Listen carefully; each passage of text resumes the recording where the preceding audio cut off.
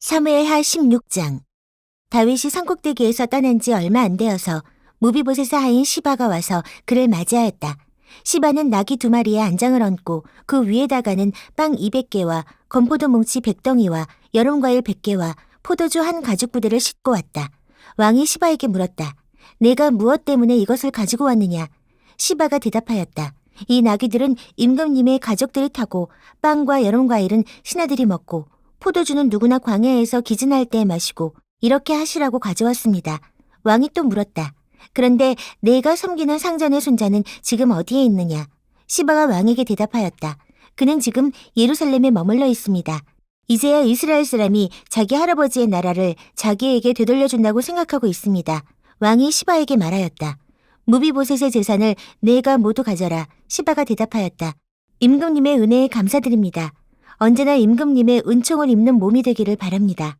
다윗 왕이 바울임 마을에 가까이 이르렀을 때에 갑자기 어떤 사람이 그 마을에서 나왔는데 그는 사울 집안의 친척인 게라의 아들로서 이름은 시므이였다.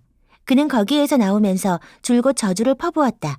다윗 왕의 모든 부하와 모든 용사가 좌우에 서서 왕을 호위하고 가는데도 그는 다윗과 그의 모든 신하에게 계속하여 돌을 던졌다. 시므이가 다윗을 저주하여 말하였다. 영영 가거라. 이 피비린내 나는 살인자야. 이 불안당 같은 자야.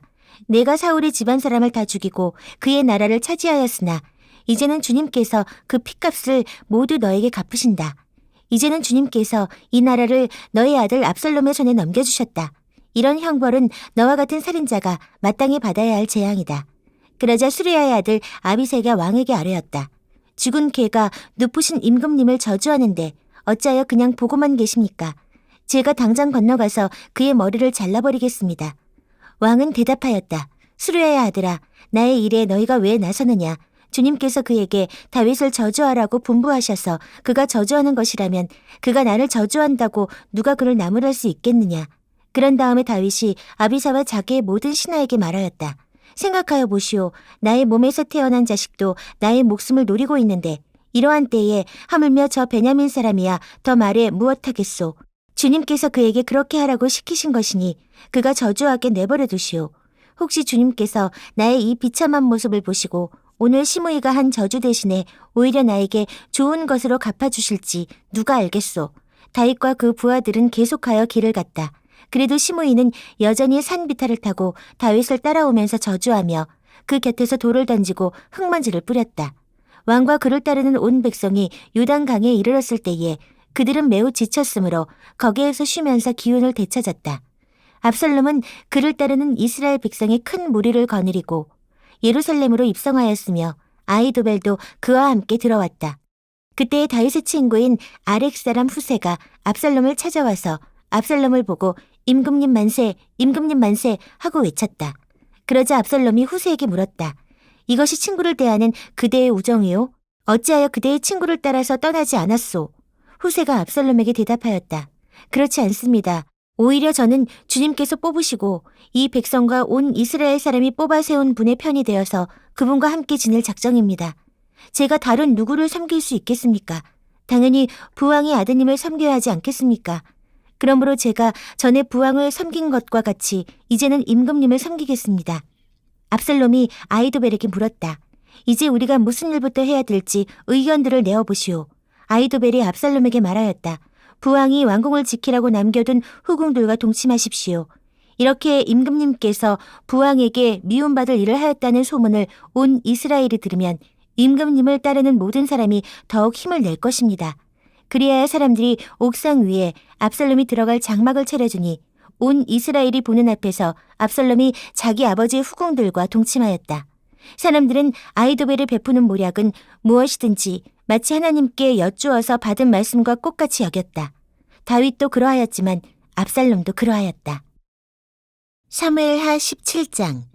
아히도벨은 압살롬에게 또 이와 같이 말하였다. 부디 내가 12,000명을 뽑아서 출동하여 오늘 밤으로 당장 다윗을 뒤쫓도록 허락하여 주십시오. 그가 지쳐서 힘이 없을 때에 내가 그를 덮쳐서 겁에 질리게 하면 그를 따르는 모든 백성이 달아날 것입니다. 그때에 내가 왕만을 쳐서 죽이면 됩니다. 그렇게만 되면 내가 온 백성을 다시 임금님께로 돌아오게 할 수 있습니다. 아내가 남편에게 돌아오듯이 백성이 그렇게 임금님께로 돌아올 것입니다. 임금님께서 노리시는 목숨도 오직 한 사람의 목숨입니다. 나머지 백성은 안전할 것입니다. 압살롬만이 아니라 이스라엘의 모든 장로도 이 말을 옳게 여겼다. 그러나 압살롬은 아렉 사람 후세도 불러다가 그가 하는 말도 들어보자고 하였다. 후세가 압살롬에게 오니 압살롬은 그에게 아히도벨이 한 말을 일러주고서 그 말대로 해야 할지 말아야 할지를 묻고 또 다른 의견이 있으면 말하라고 하였다. 후세는 압살롬에게 아히도벨이 베푼 모략이 좋지 않다고 말하고 그 까닭을 설명하였다. 임금님의 부친과 그 신하들은 임금님께서 잘 아시는 바와 같이 용사들인 데다가 지금은 새끼를 빼앗긴 들녘의 곰처럼 무섭게 화가 나 있습니다. 더구나 임금님의 부친은 노련한 군인이어서 밤에는 백성들과 함께 잠도 자지 않습니다. 틀림없이 그가 지금쯤은 벌써 어떤 굴 속이나 다른 어떤 곳에 숨어 있을 것입니다. 우리의 군인 가운데에서 몇 사람이라도 처음부터 그에게 죽기라도 하면 압살롬을 따르는 군인들이 지고 말았다는 소문이 삽시간에 퍼질 것입니다. 그러면 사자처럼 담력이 센 용사도 당장 낙담할 것입니다. 임금님의 부친도 용사요, 그의 부하들도 용감한 군인이라는 것은 온 이스라엘이 다 알고 있기 때문입니다. 그러므로 저의 의견은 이렇습니다. 단에서부터 브엘세바에 이르기까지 온 이스라엘을 임금님에게로 불러 모아서 바닷가의 모래알처럼 많은 군인을 임금님께서 친히 거느리고 싸움터로 나가시는 것입니다. 그래서 우리는 다윗이 있는 곳이면 어느 곳이든지 들이닥쳐서 마치 온 땅에 내리는 이슬처럼 그를 덮쳐버리는 것입니다. 그러면 그는 물론이려니와 그와 함께 있는 모든 사람 가운데서 한 사람도 살아남지 못할 것입니다. 또 그가 어떤 성읍으로 물러나면 온 이스라엘이 굵은 밧줄을 가져다가 그 성읍을 동여매어 계곡 아래로 끌어내려서 성이 서 있던 언덕에 돌멩이 하나도 찾아볼 수 없게 하시는 것입니다. 그러자 압살롬과 온 이스라엘 사람이 아렉 사람 후세의 모략이 아히도벨의 모략보다 더 좋다고 찬성하였다. 주님께서 이미 압살롬이 재앙을 당하게 하시려고 아히도벨의 좋은 모략을 좌절시키셨기 때문이다. 후세는 곧 사독 제사장과 아비아달 제사장에게 아히도벨이 압살롬과 이스라엘의 장로들에게 어떤 모략을 베풀었는지 그리고 자기가 또 어떤 모략을 베풀었는지를 알리고서 다음과 같이 말하였다. 이제 빨리 다윗 왕께 사람을 보내서 오늘 밤을 광야의 나루터에서 묵지 마시고 빨리 강을 건너가시라고 전하시오. 그렇지 않으면 임금님만이 아니라 임금님과 함께 있는 백성까지 모두 전멸을 당할 것입니다. 한편 아비아들의 아들 요나단과 사독의 아들 아히마아스는 예루살렘 바깥의 엔 로겔 샘터에서 대기하고 있었다. 그들은 사람들의 눈에 띄지 않으려고 성 안으로 드나드는 것을 삼갔다. 거기에 있다가 여종이 그들에게 가서 소식을 전하여 주면 그들이 그 소식을 받아서 직접 다윗 왕에게 전하곤 하였다. 그런데 그만 한 젊은이가 그들을 보고서 압살롬에게 가서 일러 바쳤다. 탈로가 난 줄을 알고서 그 두 사람은 재빨리 그곳을 떠나 바울임 마을로 가서 어떤 사람의 집으로 들어갔다. 그 집 마당에는 우물이 있었는데 그들은 그 속으로 내려갔다. 그 집 여인은 덮을 것을 가져다가 우물 아기에 펴놓고 그 위에 찌은 보리를 널어놓아서 아무도 눈치를 채지 못하게 하였다. 압살롬의 종들이 그 집으로 들어와서 그 여인에게 물었다. 아히마아스와 요나단이 어디에 있느냐? 그 여인이 그들에게 대답하였다. 그들은 방금 저 강을 건너갔습니다. 그들이 뒤쫓아갔으나 찾지 못하고 예루살렘으로 돌아갔다. 그들이 돌아간 뒤에 그 두 사람이 우물 속에서 올라와 다윗 왕에게 가서 이 소식을 전하였다. 그들은 다윗에게 아히도벨이 다윗 일행을 해치려고 어떤 계획을 세웠는지를 알리고 어서 일어나서 강을 건너가라고 재촉하였다. 그러자 다윗이 자기와 함께 있는 온 백성을 거느리고 거기에서 떠나 요단강을 건너갔는데 날이 셀 때까지 요단강을 건너지 못한 사람은 하나도 없었다.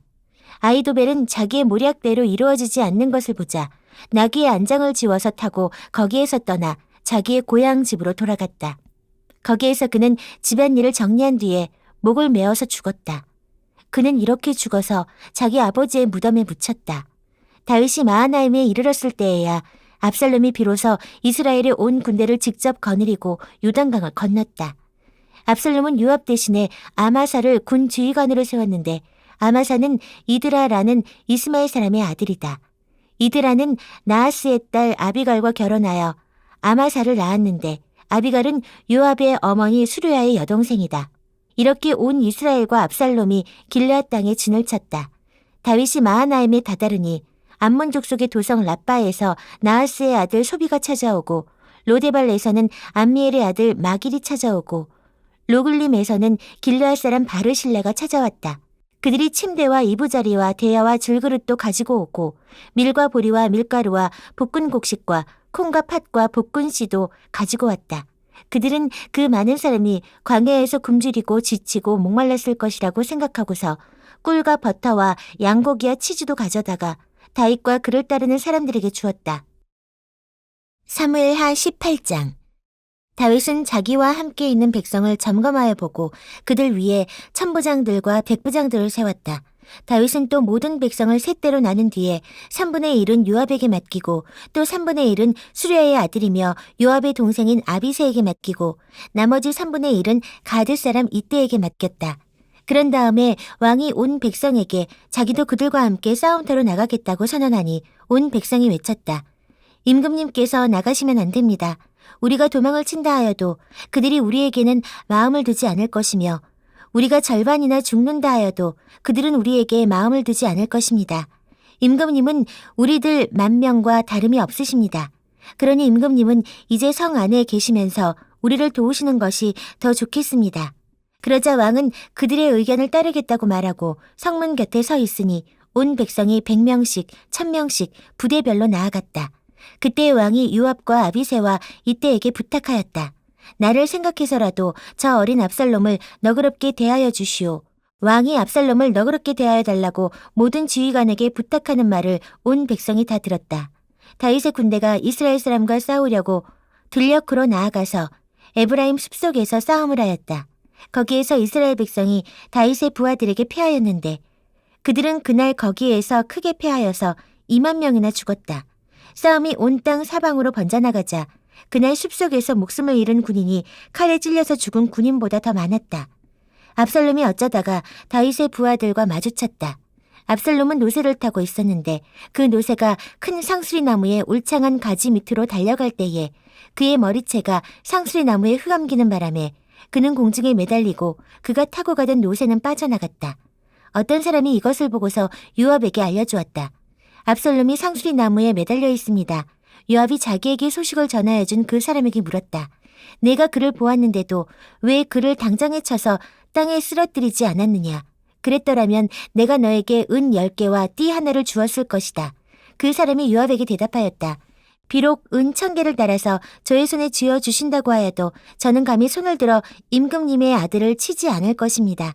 임금님께서 우리 모두가 듣도록 장군님과 아비새와 이때에게 누구든지 어린 압살롬을 보호하여 달라고 부탁하셨기 때문입니다. 제가 임금님을 속이고 그의 생명을 해치면 임금님 앞에서는 아무 일도 숨길 수가 없기 때문에 장군님까지도 저에게서 등을 돌릴 것입니다. 그러자 요압은 너하고 이렇게 꾸물거릴 시간이 없다 하고 말한 뒤에 투창 3자루를 손에 들고 가서 아직도 상수리 나무의 한가운데 산채로 매달려 있는 압살롬의 심장을 꿰뚫었다. 요압의 무기를 들고 다니는 젊은이 10명도 모두 둘러싸고서 압살롬을 쳐서 죽였다. 그런 다음에 요압이 나팔을 부니 백성이 이스라엘 사람을 뒤쫓다가 돌아왔다. 요압이 백성에게 싸움을 그치게 하기 때문이다. 그들은 압살롬을 들어다가 숲속의 깊은 구덩이에 집어던지고 그 위에다가 아주 큰 돌 무더기를 쌓았다. 온 이스라엘 사람들은 도망하여서 저마다 자기 장막으로 돌아갔다. 평소에 압살롬은 자기의 이름을 후대에 남길 아들이 없다고 생각하여 살아있을 때에 이미 자기 비석을 준비하여 세웠는데 그것이 지금 왕의 골짜기에 있다. 압살롬이 그 돌기둥을 자기의 이름을 따서 불렀기 때문에 사람들은 그것을 오늘날까지도 압살롬의 비석이라고 한다. 그때 사두기 아들 아히마아스가 요압에게 말하였다. 제가 임금님에게로 달려가서 주님께서 임금님을 원수에게서 구원하셨다는 이 기쁜 소식을 전하겠습니다. 그러나 요압이 말렸다. 오늘은 아무리 좋은 소식이라도 내가 전하여서는 안 된다. 너는 다른 날 이 좋은 소식을 전하여도 된다. 그러나 오늘은 날이 아니다. 오늘은 임금님의 아들이 죽은 날이다. 그리고는 요압이 에디오피아 사람에게 명령하였다. 네가 가서 본 대로 임금님께 아뢰어라. 그러자 그 에디오피아 사람이 요압에게 절을 하고 달려갔다. 사독의 아들 아히마아스가 또다시 요압에게 말하였다.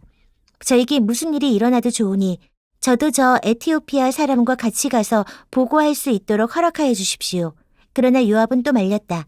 아히마아스야, 내가 왜 가려고 하는지 모르겠구나. 내가 가 보아야 이 소식으로는 아무 상도 받지 못한다. 아히마아스가 또다시 말하였다. 저에게 무슨 일이 일어나도 좋으니 저도 가겠습니다. 요압이 그에게 말하였다. 그렇다면 더 말리지 않겠다. 아히마아스는 요단 계곡을 지나는 길로 달려서 그 에티오피아 사람을 앞질렀다. 그때의 다윗은 두 성문, 곧 안문과 바깥문 사이에 앉아 있었는데 파수꾼이 성문의 지붕 위로 올라가서 성벽 위에서 멀리 바라보고 있다가 어떤 사람이 혼자 달려오는 것을 보았다. 파수꾼이 큰 소리로 이 사실을 왕에게 알리니 왕은 혼자 오는 사람이면 좋은 소식을 전하는 사람이다 하고 대답하였다. 그 사람이 점점 더 가까이에 이르렀다. 파수꾼이 보니 또 한 사람이 달려오고 있었다. 파수꾼이 큰 소리로 문지기에게 또 한 사람이 달려온다 하고 외치니 왕은 그도 좋은 소식을 전하는 사람이다 하고 말하였다. 파수꾼이 또 알렸다. 제가 보기에 앞서서 오는 사람은 달리는 것이 사독의 아들 아히마아스가 달리는 것과 같습니다. 그러자 왕이 대답하였다. 그는 좋은 사람이니 좋은 소식을 전하러 올 것이다. 아히마아스가 왕에게 가까이 이르러서 평안하시기를 빕니다 하고 인사를 드리며 얼굴이 땅에 닿도록 왕에게 절을 하며 아뢰었다. 높으신 임금님께 반역한 자들을 없애버리시고 임금님께 승리를 안겨주신 임금님의 주 하나님을 찬양합니다. 왕이 그 어린 압살롬도 평안하더냐 하고 물으니 아히마아스는 임금님의 신하 요압이 이 종을 보낼 때에 큰 소동이 있었습니다마는 무슨 일인지는 모르겠습니다. 왕이 물러나서 곁에 서 있어라 하고 말하니 그는 곁으로 물러나서 서 있었다. 바로 그때 그 에티오피아 사람이 들어왔다. 에티오피아 사람이 왕에게 아뢰었다. 높으신 임금님께 기쁜 소식을 가져왔습니다. 주님께서 오늘 임금님께 반역한 자들을 없애버리시고 임금님께 승리를 안겨주셨습니다. 왕이 에티오피아 사람에게 물었다. 그 어린 압살롬이 평안하더냐? 에티오피아 사람이 대답하였다. 높으신 임금님의 원수를 비롯하여 임금님께 반역한 자들이 모조리 그 젊은이와 같이 되기를 바랍니다. 왕은 이 말을 듣고 마음이 찢어질 듯이 아파서 성문 위에 다락방으로 올라가서 울었다. 그는 올라갈 때에 내 아들 압살롬아, 내 아들아, 내 아들 압살롬아, 너 대신에 차라리 내가 죽을 것을 압살롬아, 내 아들아, 내 아들아 하고 울부짖었다.